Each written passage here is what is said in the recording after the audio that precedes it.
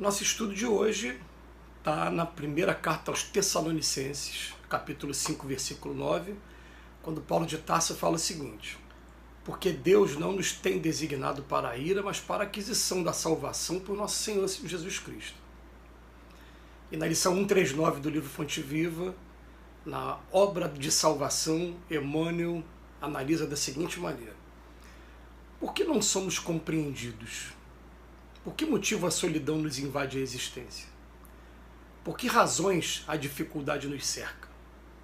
Por que tanta sombra e tanta aspereza em torno de nossos passos? E a cada pergunta feita de nós para nós mesmos, segue-se comumente o desespero e a inconformação, reclamando sobre os raios mortíferos da cólera, as vantagens de que nos sentimos credores. Declaramos-nos decepcionados com a nossa família, desamparados por nossos amigos, incompreendidos pelos companheiros e até mesmo perseguidos por nossos irmãos.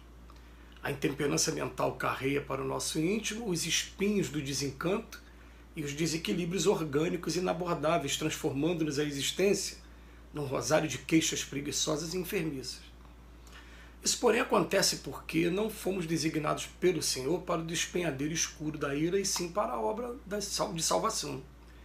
Que ninguém restaura um serviço sob as trevas da desordem. Ninguém auxilia ferindo sistematicamente pelo simples prazer de dilacerar. Ninguém abençoará as tarefas de cada dia, amaldiçoando-as ao mesmo tempo.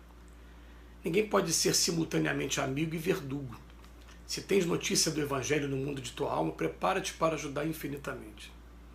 A terra é a nossa escola e a nossa oficina. A humanidade é a nossa família. Cada dia é o ensejo bendito de aprender e auxiliar. Por mais aflitiva seja a tua situação, ampara sempre. E estarás agindo no abençoado serviço de salvação a que o Senhor nos chamou. Vamos fazer a análise desse texto assim. Por que não somos compreendidos? Porque o Evangelho fala para a gente que a porta da perdição é larga, mas a porta da salvação é de poucos. Muitos os chamados, poucos os escolhidos. A maioria vai escolher continuar na zona de conforto, preso aos seus vícios, alegando liberdade de uma falsa maneira, porque liberdade que te escraviza aos instintos mais primitivos não é liberdade. E, embora possa parecer paradoxal, a disciplina nos ajuda a ter liberdade. Mas a gente vai perceber o seguinte: chega um determinado momento em que a gente não quer mais ficar naquela zona de conforto. A gente quer alcançar esses espíritos que estão aí trabalhando também e sempre trabalhando pelo progresso da humanidade. Então o que é que acontece com a gente? A gente começa a ficar diferente das pessoas, começa não mais a participar de alguns prazeres e por conta disso a gente vai estar não sendo compreendido e vivendo a solidão cada vez mais. A solidão que todos, sem exceção, experimentaram quando quiseram fazer alguma coisa. Foi Jesus, foi o próprio Paulo de Tarso, né? Emmanuel fala também que passou por momentos de solidão. O Chico falava que passava por momentos de solidão. Divaldo teve uma palestra dele que ele falou uma coisa muito profunda. Ele falou: gente, eu fiquei minha vida inteira viajando o mundo todo para falar sobre a doutrina espírita e sozinho. Vocês não imaginam qual é o sentimento que tem quando você entra num quarto de hotel ou de pousada de um país que a cultura é diferente da sua, para você dormir no dia seguinte sozinho, você fazer uma nova palestra, um outro estudo, depois pegar um avião e vir embora para casa. Então, essas pessoas que chegam a esse ponto, eles experimentam sim a solidão e a sensação de que não estão sendo compreendidos, as dificuldades que cercam.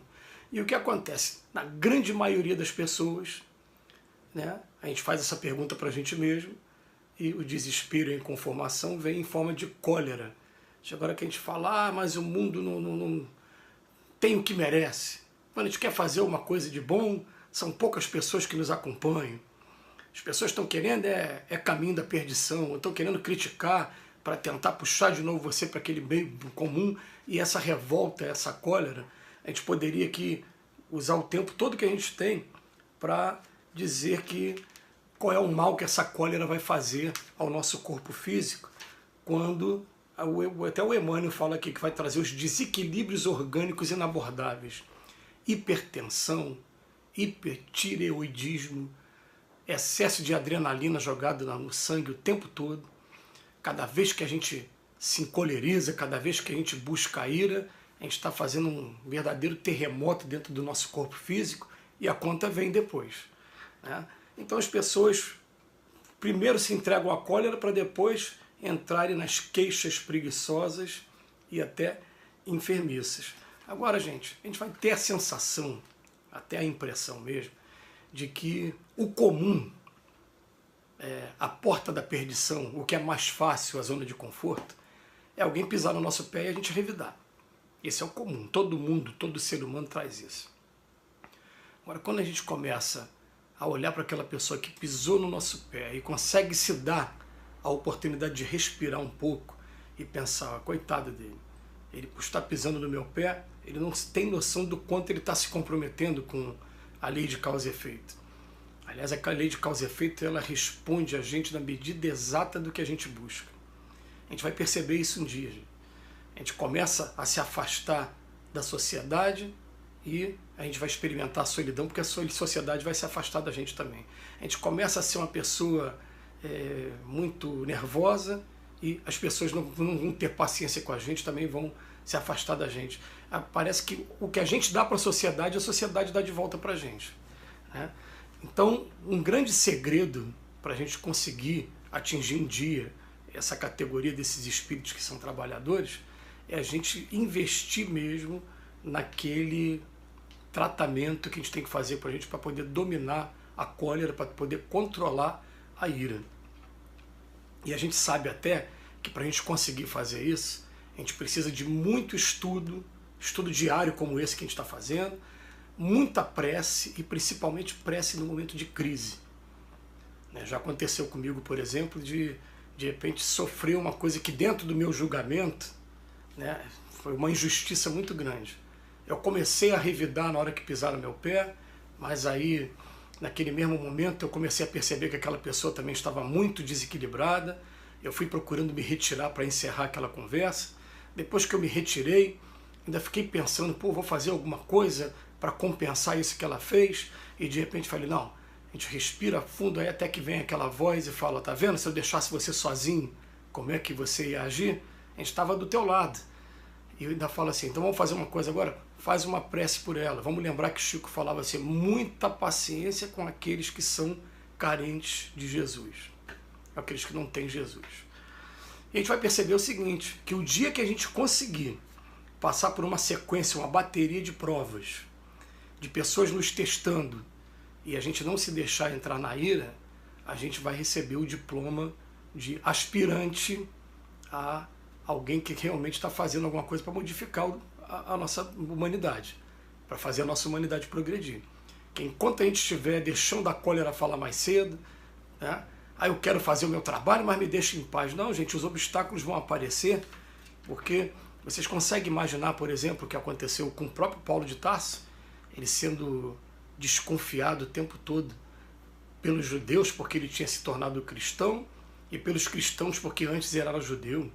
Vocês conseguem imaginar se Jesus revidasse qualquer coisa durante aquele período em que ele estava sendo preso? Ele já tinha mostrado um pouquinho antes, quando secou a figueira, que ele podia fazer alguma coisa também com aqueles que estavam prendendo, mas ele usou algum momento de coisa ruim para eles? De maneira nenhuma. Ele conseguiu ali com um equilíbrio fora do comum, que é o equilíbrio que a gente busca. Se Deus quiser, a gente vai ter um dia, com certeza a gente vai ter, mas a gente busca ter o mais breve possível.